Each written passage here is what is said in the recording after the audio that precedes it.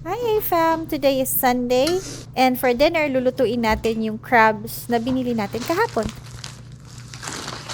So these are Dungeness crabs. So according to Wikipedia, Dungeness crabs are species of crab inhabiting eelgrass beds and water bottoms along the west coast of North America. Unlike Alaskan king crabs, yung shell niya is hindi naman siya ganun katigas or I mean makapal. Madali lang naman siyang i-crack. Madali rin din naman siyang tuin. So, yun na nga, natimplahan ko na siya. Nag-start ko na siyang lutuin. Tapos naalala ko, meron pala kaming lalaking lalagyan. Siyempre, nilipat ko ulit para isahang luto.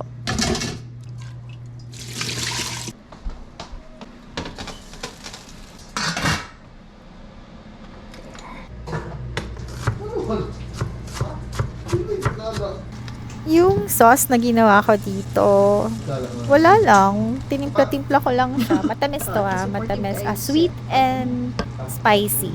Ayan. So, sundan nyo na lang. Sarap? Gochujang. Kayo ba?